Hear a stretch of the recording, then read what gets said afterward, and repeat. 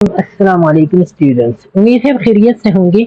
आज हम critical care nursing का लेक्चर नंबर 6 जो है ना वो शुरू करते हैं और इसमें हम डिटेल में पढ़ते हैं शॉक के बारे में। सबसे पहले वाले पार्ट में जो है ना हम पढ़ते हैं कि शॉक क्या है, फिर इसकी पैथोफिजियोलॉजी और फिर जो है ना स्टेजेस ऑफ शॉक। पार्ट 2 में जो है ना फिर हम पढ़ेंगे टाइप्स ऑफ शॉक के बारे में डिटेल में। ओके, अच्छा, सबसे पहले आपने जनरल ओवरव्यू जो है ना वो लेना है कि शॉक क्या होता है। तो जैसे कि आपके बॉडी में एक सिस्टम है जो ब्लड को जो है ना सर्कुलेट करते हैं थ्रू आउट द बॉडी, उसको हम कहते हैं सर्कुलेटरी सिस्टम। अब ड्यूरिंग द शॉक वो सर्कुलेटरी सिस्टम जो है ना वो अपना काम छोड़ जाता है। सर्कुलेटरी सिस्टम जो है ना वो फेलियर का शिकार होता है और इसी के थ्रू जो है ना फिर जो ऑर्गन्स होते हैं, बॉडी की जितनी भी ऑर्गन्स होते हैं, तो वहां तक ब्लड की जो है ना सफिशिएंट सप्लाई जो है ना उधर नहीं हो रहा था। तो जब ब्लड की सफिशिएंट सप्लाई उधर नहीं हो पा रहा, तो फिर इसी की वजह से वही ऑर्गन जो है ना वो डैमेज होना शुरू हो जाते हैं। और ऐसी कंडीशन को जहाँ पे जो है ना सर्कुलेटरी फेलियर आकर होती है, तो इसी को हम कहते हैं शॉक। तो ये शॉक जो है ना ये क्या है, ये सर्कुलेटरी फेलियर का एक लाइफ थ्रेटनिंग मैनिफेस्टेशन है, एक लाइफ थ्रेटनिंग सिम्टम्स है सर्कुलेटरी फेलियर का, जो आपकी जान को जो है ना वो क्या कर सकते हैं, खत्म कर सकते हैं। ओके, इसको हम सर्कुलेटरी कोलैप्स भी कहते हैं। क्यों? क्योंकि इसमें सर्कुलेटरी सिस्टम मुकम्मल तौर पे जो है ना वो मुंजमद हो जाता है, वो जो है ना कोलैप्स हो जाता है, वो अपना काम छोड़ जाता है। और जब सर्कुलेटरी सिस्टम फेलियर हो जाता है या कोलैप्स हो जाता है, तो इसी की वजह से ब्लड प्रेशर डाउन हो जाता है, क्योंकि ब्लड सही तरीके से उधर पहुंच नहीं पा रहा, या तो प्रेशर भी कम है या साथ में जो है वॉल्यूम भी कम है।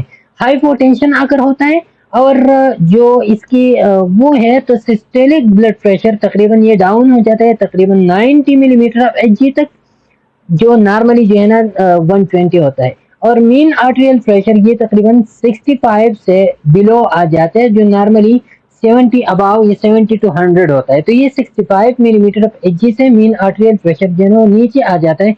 तो ऐसी कंडीशन को हम क्या कहते हैं, ऐसी कंडीशन को हम कहते हैं कि the person as in shock condition. Okay, अच्छा, फिर जो है ना हमारे पास है शॉक।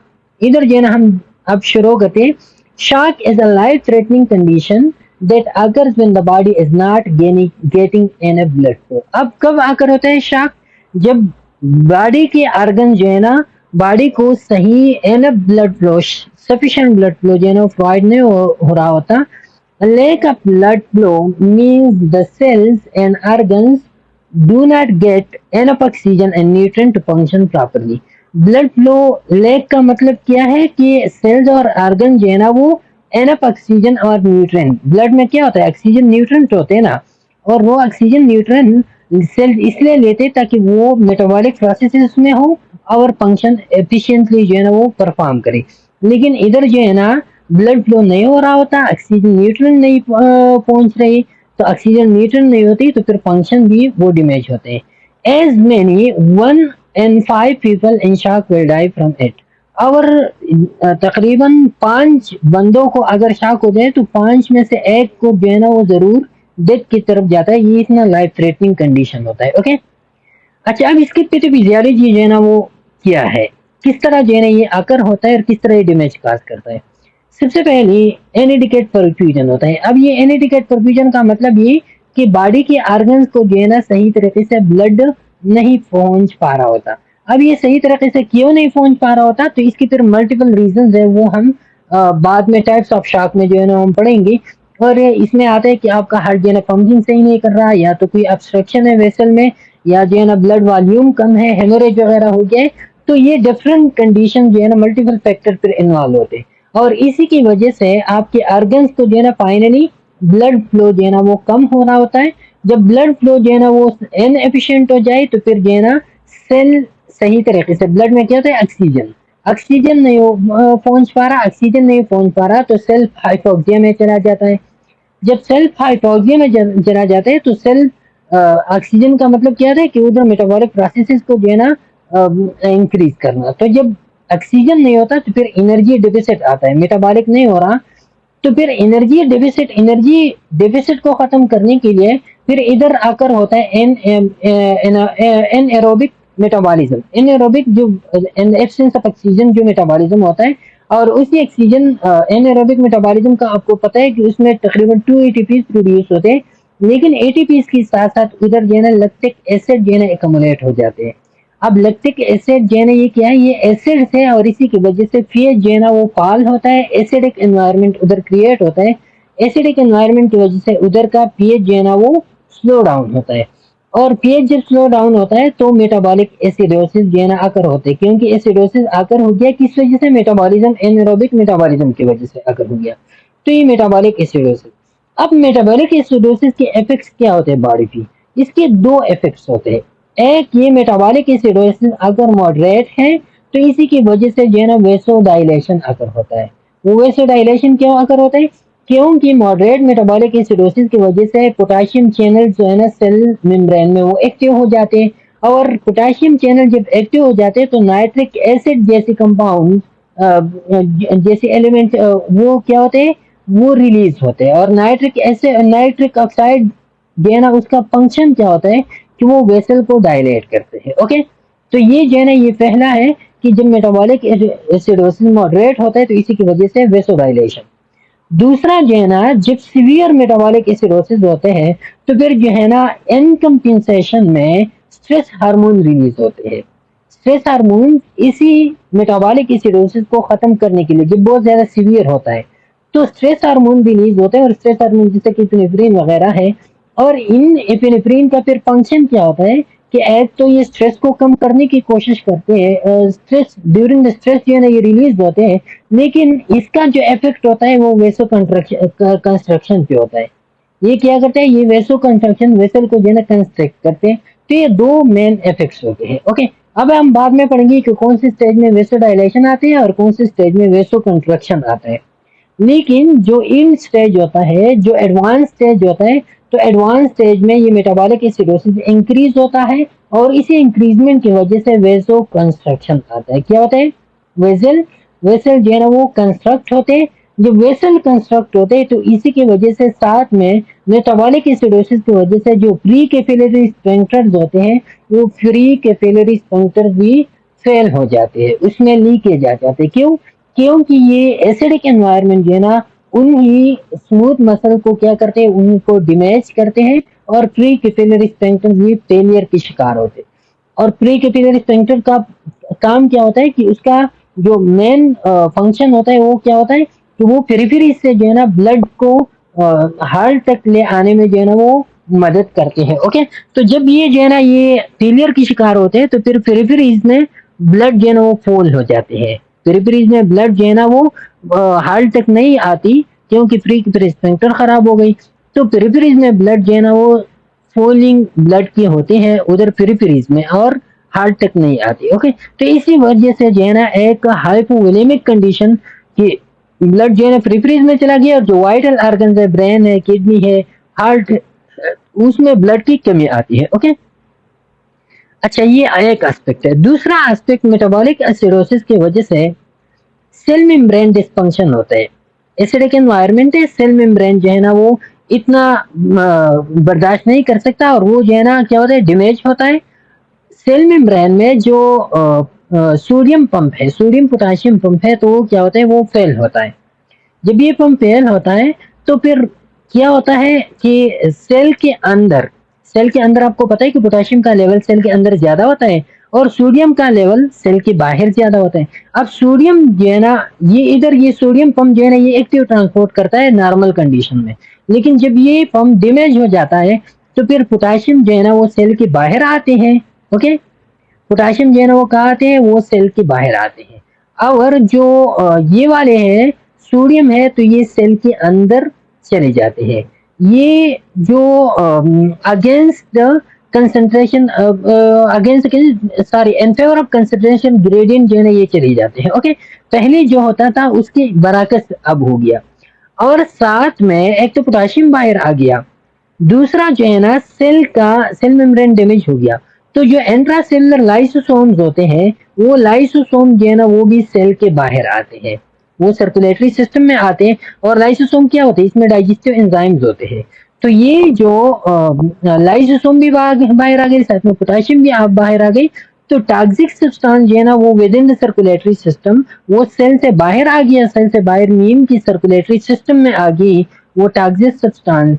जब सर्कुलेटरी सिस्टम में आते हैं तो फिर जो कैपिलरी होते हैं वेसल्स की, वो कैपिलरी डैमेज होते हैं, और इसी डैमेज की वजह से जो है ना फिर डिस्ट्रक्शन डिस्फंक्शन हो जाता है वेसल की भी, और साथ में जो है ना सेल डेथ भी। इसी की वजह से सेल मेम्ब्रेन जो है ना वो खराब हो गया, मेटाबॉलिक एसिडिक एनवायरनमेंट जो है ना वो आ गया, पोटाशियम बाहर आ गई, सोडियम जो है ना अंदर चला गया, और इसी की वजह से सेल डेथ भी जो है ना वो आकर होते हैं। तो एक जो है ना ये इन स्टेज है जहाँ पे जो है ना ऑर्गन्स डैमेज हो जाते हैं, और यहाँ पे जो है ना ब्लड की कमी भी आती है।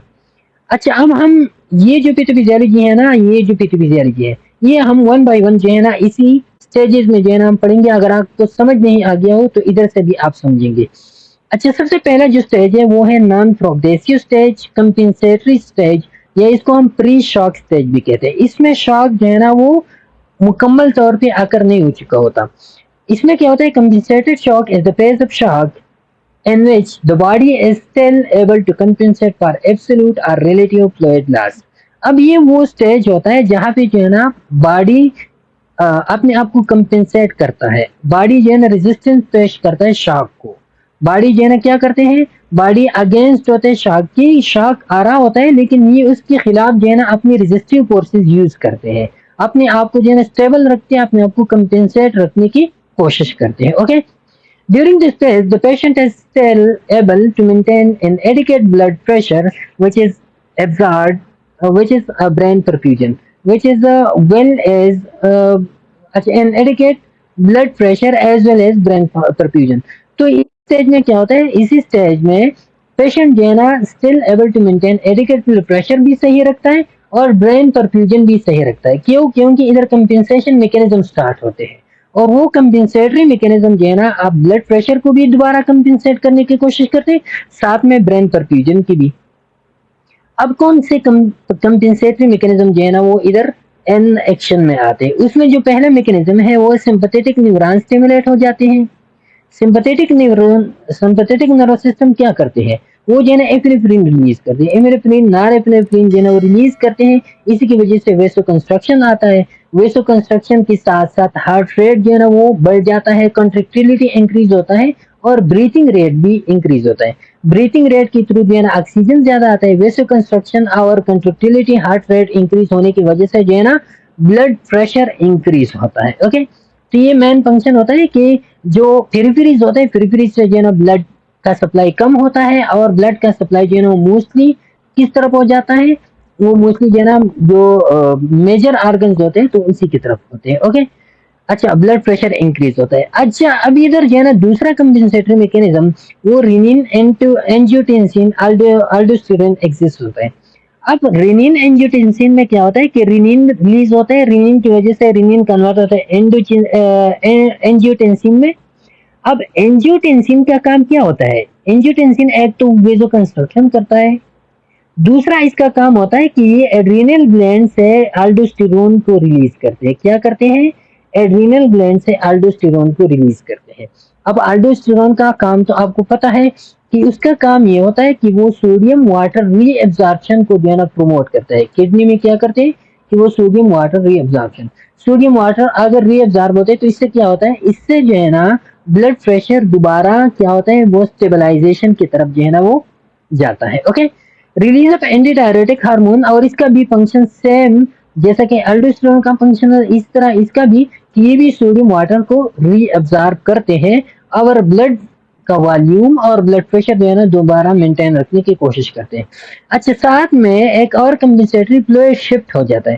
फ्लूइड शिफ्ट में क्या होता है कि जो इंटरस्टिशियल स्पेस में जो फ्लूइड होता है, इंटरस्टिशियल स्पेस कौन सा होता है, जो सेल्स के बाहर जो स्पेस होता है विद इन द सेल्स, तो वहां पे फ्लूइड एक्यूमुलेट होते हैं। तो उसी फ्लूइड को जो है ना इधर शिफ्ट किया जाता है सर्कुलेटरी सिस्टम में, ब्लड में, ब्लड वेसल्स में जो है ना उनको शिफ्ट किया जाता है। इसी की वजह से वो ब्लड वॉल्यूम जो है ना वो इंक्रीज होता है। ओके, तो ये जो है ना ये चार कंपेंसेटरी मैकेनिज्म जो है ना ये आकर होते हैं कहाँ पे, ड्यूरिंग द नॉन प्रोग्रेसिव और compensatory stage, pre shock stage जिसको हम कहते हैं, कि यहाँ पे जो है ना बॉडी अपने आप को मेंटेन रखते हैं। दूसरा जो स्टेज है वो है प्रोग्रेसिव स्टेज। अब प्रोग्रेसिव स्टेज में क्या होता है, the patient compensatory mechanism are actively failing and cardiac output is dropping. अब इधर क्या होता है कि इधर जो पेशेंट का कंपेंसेटरी मैकेनिज्म था ना वो क्या हो गया, वो फेल हो गया, उसने काम छोड़ दिया, क्योंकि जो इंटेंसिटी ऑफ द शॉक होता है वो इंक्रीज हो जाता है। तो इसी की वजह से कंपेंसेटरी मैकेनिज्म उसको कोप नहीं कर सकता, साथ में कार्डिक आउटपुट जो है ना वो ड्रॉप होता है। कार्डिक आउटपुट क्यों ड्रॉप होता है, मसल जो है ना कार्डिक मसल वगैरह जो है ना वो काम छोड़ जाते हैं और कार्डिक कंट्रैक्टिलिटी जो है ना वो कम पड़ जाते हैं। Okay, resulting in decrease in both blood pressure and cardiac function. अब यहाँ पे जो है ना ब्लड प्रेशर भी डिक्रीज होता है और साथ में कार्डिक फंक्शन भी जो है ना वो क्या होता है, वो डिक्रीज होता है। ओके, अच्छा, पेशेंट स्टार्ट डिटेरिएटिंग और पेशेंट जो है ना वो मुसलसल उनके हालात जो है ना वो बिगड़ती जा रही है। अच्छा, अब इधर क्या होता है, peripheral tissue start lactic acid fermentation. अब यहाँ पे क्या होता है, यहाँ पे ब्लड जो है ना वो सही सप्लाई ब्लड का नहीं हो रहा, जैसे कि फिजियोलॉजी में हमने डिस्कस किया। तो उधर जो है ना ऑक्सीजन की डिक्रीज आता है, हाइपोक्सिया आता है, मेटाबॉलिक प्रोसेस सही नहीं हो रही होती, तो फिर एनारोबिक रेस्पिरेशन के थ्रू जो है ना पेरिफेरीज में लैक्टिक एसिड जो है ना वो क्या होते हैं, वो प्रोड्यूस होते हैं। Okay, lactic acid act as vasodilator. तो जैसा कि मैंने फिजियोलॉजी में मैंने आपको कहा कि लैक्टिक एसिड का लेवल जब कम होता है, मीन कि जब वो एसिडिटी कम होता है, तो उसी वक्त जो है ना फिर क्या होता करता है, फिर एसिडिटी कम होने के वक्त जो है ना वेसोडाइलेशन अकर होते हैं, और वो टेक्निक मैंने आपको उधर बता दिया।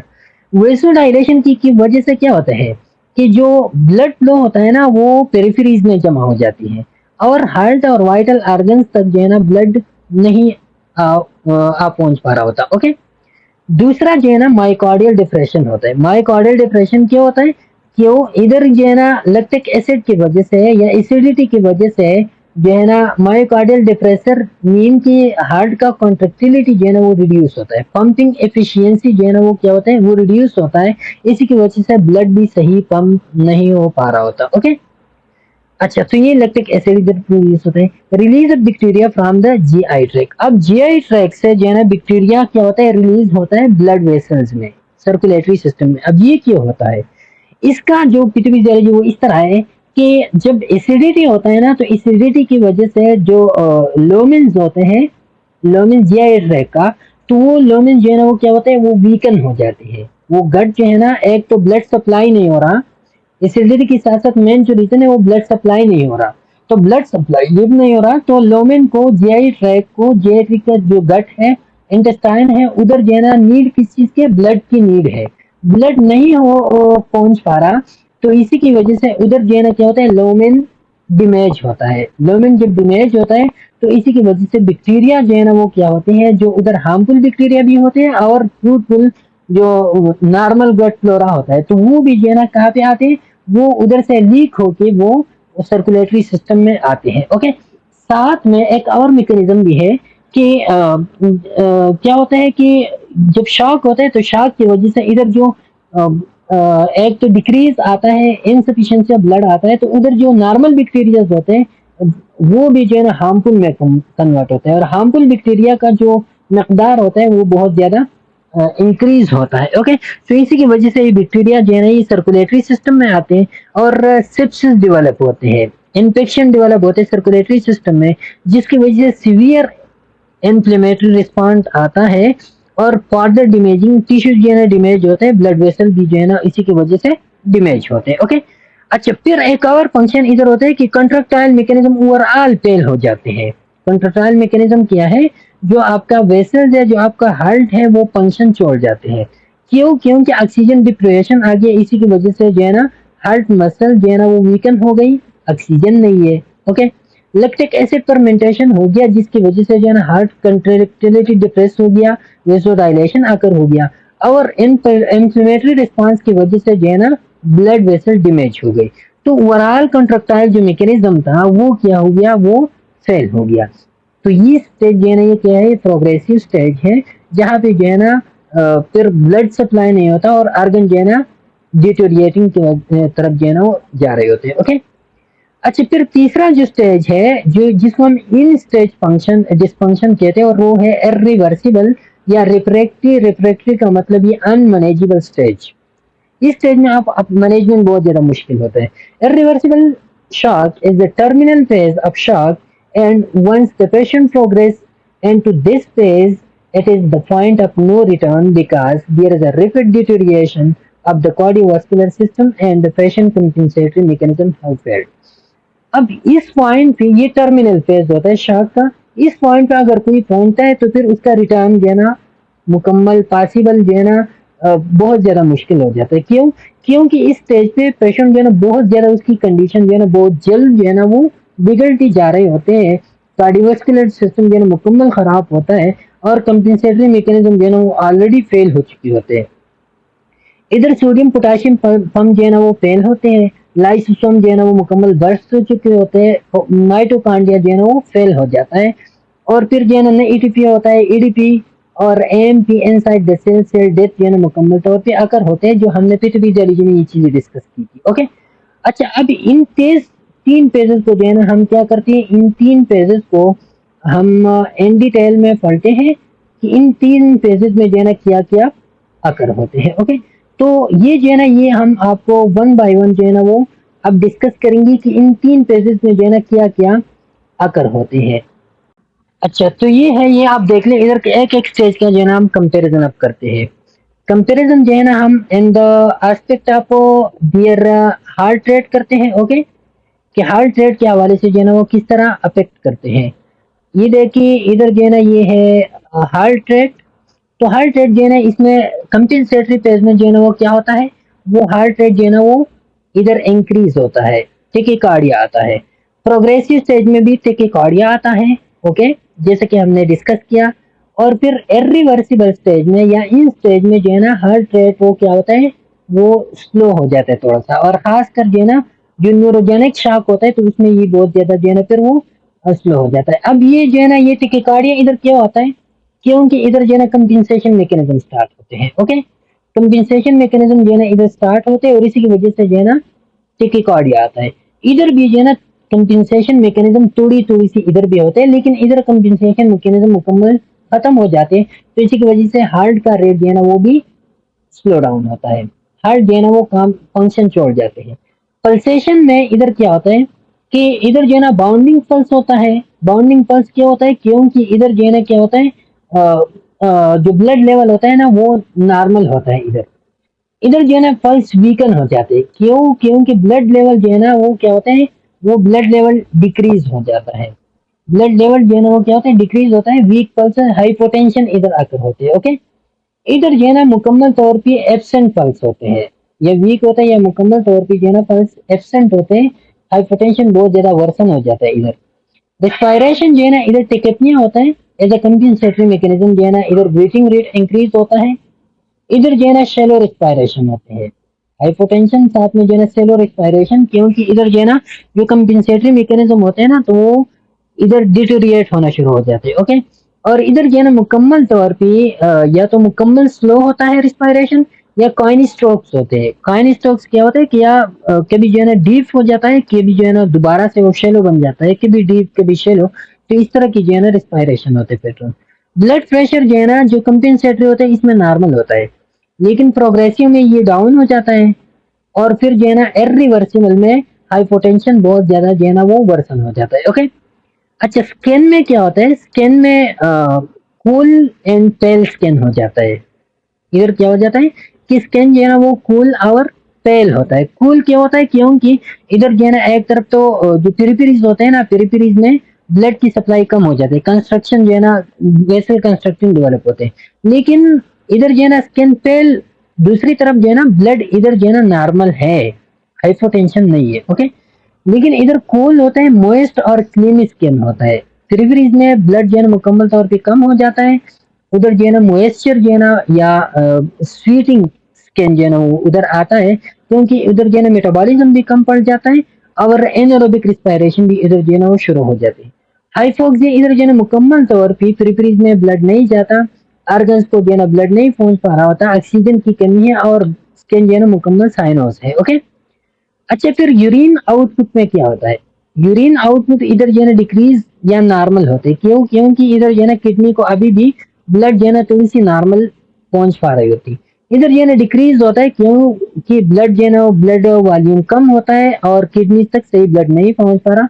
इधर इनूरिया मुकम्मल तौर पे ब्लड वॉल्यूम जो है ना बहुत ज्यादा कम पड़ जाता है। ओके, एसिड बेस इधर रिस्पायरेटरी अल्कलोसिस होते हैं। अब रिस्पायरेटरी अल्कलोसिस क्यों? एक तरफ तो इधर जो है ना वो एसिडोसिस होता है, लैक्टिक एसिड फर्मेंटेशन होती है, लेकिन दूसरी तरफ वो टिकेटनिया होता है और टिकेटनिया की वजह से जो है ना रिस्पायरेटरी अल्कलोसिस आती है, लेकिन टिकेटनिया बहुत ज्यादा होता है, तो इसी वजह से जो लैक्टिक एसिड का इफेक्ट होते हैं उसको डोमिनेट करते हैं। ओके, लैक्टिक एसिड के इफेक्ट खत्म होते हैं। मेटाबॉलिक एसिडोसिस इधर होते हैं, क्यों? क्योंकि इधर जो है ना वो तो टिकेटनिया तो नहीं है, तो इधर जो है ना लैक्टिक एसिड फर्मेंटेशन की वजह से इधर प्रोफाउंड एसिडोसिस होते हैं, बहुत ज्यादा जो है ना लैक्टिक एसिड एकमुलेट होते हैं।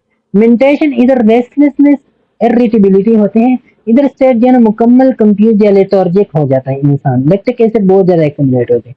और इधर जो है ना इंसान मुकम्मल तौर पे अनकॉन्शियसनेस में या सिमटोस स्टेट में जो है ना वो चला जाता है। तो ये इरिवर्सिबल या इन स्टेज है। तो ये था comparison between the three stages of the shock, जो हमने इन डिटेल से पढ़ा। उम्मीद है आपको समझ आ गया होगा। इंशाल्लाह फिर नेक्स्ट पार्ट में जो है ना हम इन डिटेल में पढ़ेंगे जो stages of types of shock है, तो वो हम नेक्स्ट पार्ट में डिटेल में पढ़ेंगे। तब तक के लिए इजाजत दीजिए। अल्लाह हाफिज।